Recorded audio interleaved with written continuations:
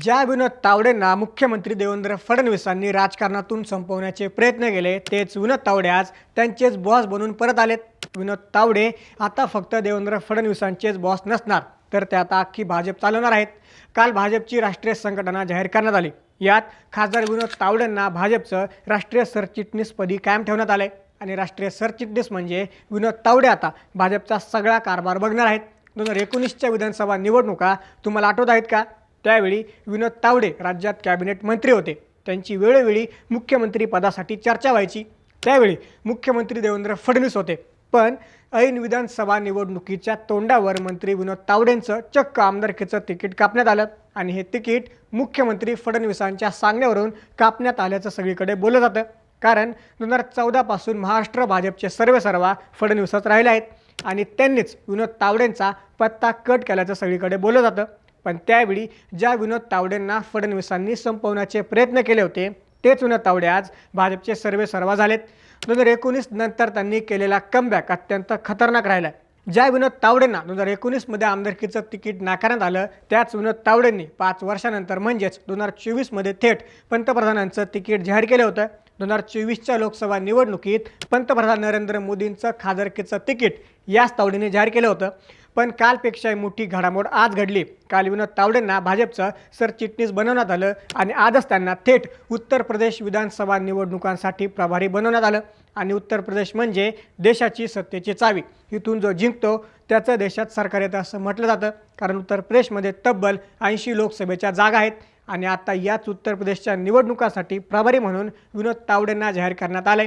आणि सगळ्या गोष्टी आता हे दाखवत आहेत की विनोद तावडे पंतप्रधान नरेंद्र मोदी आणि गृहमंत्री अमित शहा यांचे अत्यंत जवळचे झाले आहेत. ज्या फडणवीसांनी त्यांचं राजकारण संपवण्याचा प्रयत्न केला, त्याच फडणवीसांना आता तावडेंशी जुळून घ्यावं लागतंय. नक्की कसा होता विनोद तावडेंचा प्रवास? आता नक्की कोणती जबाबदारी असणार आहे? जाणून घेऊया या व्हिडिओच्या माध्यमातून. नमस्कार, मी महेश नाकाडे आणि तुम्ही पाहताय थोडक्यात.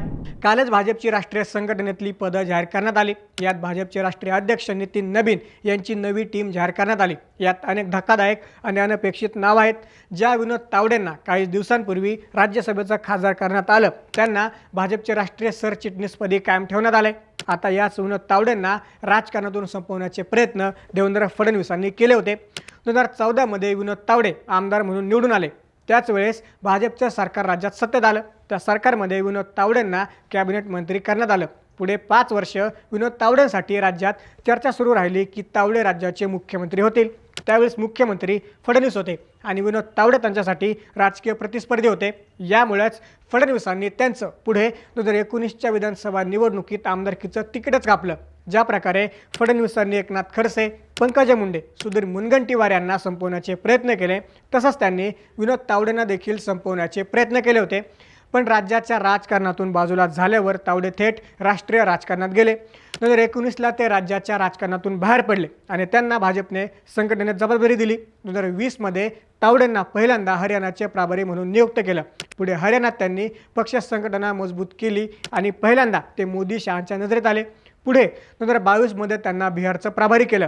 पुढे 2023 मध्ये नितीश कुमार यांनी लालू प्रसादांची साथ सोडत भाजपसोबत सरकार स्थापन केलं. या सरकार स्थापनेत तावडेंनी महत्त्वाची जबाबदारी पार पाडली आणि सरकार स्थापन झाल्यावर नरेंद्र मोदींनी त्यांना 2024च्या बिहार लोकसभा निवडणुकीची जबाबदारी सोपवली. या लोकसभा निवडणुकांमध्ये सुद्धा त्यांनी पक्षाला मोठं यश मिळवून दिलं. पण पुढे तावड्यांसाठी सर्वात मोठं आव्हान देण्यात आलं. 2025च्या बिहार विधानसभा निवडणुकीसाठी प्रभारी नेमण्यात आलं आणि ह्या निवडणुका त्यांच्यासाठी मोठं चॅलेंज बनलं. पण आपल्या रणनीतीनं त्यांनी भाजपला बिहारमध्ये ऐतिहासिक विजय मिळवून दिला. बिहारमध्ये भाजप सर्वात मोठा पक्ष ठरला आणि ते नरेंद्र मोदी आणि अमित शहांचे अत्यंत फेवरेट बनले.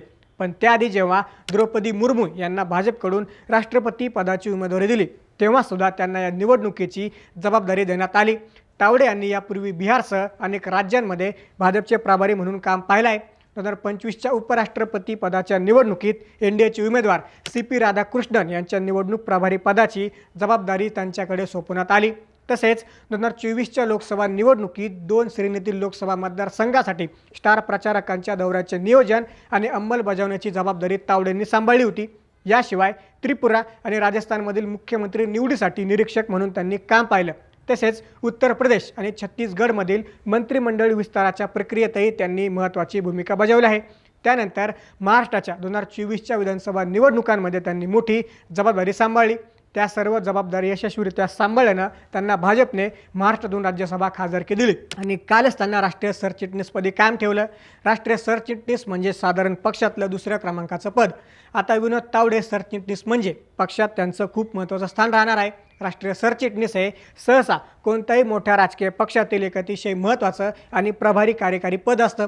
पक्षाचे किंवा संस्थेचे राष्ट्रीय पातळीवरील रोजचे कार्यक्रम, धोरणांची अंमलबजावणी आणि प्रशासकीय सुव्यवस्था राखण्याची मुख्य जबाबदारी राष्ट्रीय सरचिटणीसवर असते. देशभरात पक्ष संघटना बळकट करणं आणि निवडणुकांचं नियोजन करण्यात तावडेंची भूमिका महत्त्वाची असणार आहे. अनेकदा राष्ट्रीय महामंत्री पक्षाची अधिकृत भूमिका राष्ट्रीय स्तरावर माध्यमांसमोर आणि जनतेसमोर मांडण्याचं महत्त्वाचं कामही करतात. आता यामुळेच भाजपात विनोद तावडेंचा रोल अत्यंत महत्त्वाचा राहणार आहे. आता विनोद तावडेंना सर्वात मोठी जबाबदारी देण्यात आली. अवघ्या काही महिन्यांमध्ये उत्तर प्रदेशची विधानसभा निवडणूक होणार आहे. यासाठी तावडेंना प्रभारी नेमण्यात आले. म्हणजे देशातील सर्वात मोठ्या राज्याची जबाबदारी आता तावडेंवर आली आहे. आधीच 2024च्या लोकसभा निवडणुकीत भाजपला यूपीत जबरदस्त धक्का बसला होता. त्यांचे खासदार 62वरून थेट 33वर आले आहेत आणि आता त्यांना विधानसभा निवडणुका जिंकणं खूपच कठीण असणार आहे. आणि अशा कठीण परिस्थितीत मोदी शहांनी यूपीची जबाबदारी तावडेंवर टाकली आहे. इथून विजय मिळवला तर भाजपला 2029च्या लोकसभा निवडणुकीत मदत होणार आहे. नाहीतर पुढची लोकसभा प्रचंड जड जाणार आहे आणि यासाठी आता मोदींना तावडेंवरती विश्वास टाकावा लागला आहे.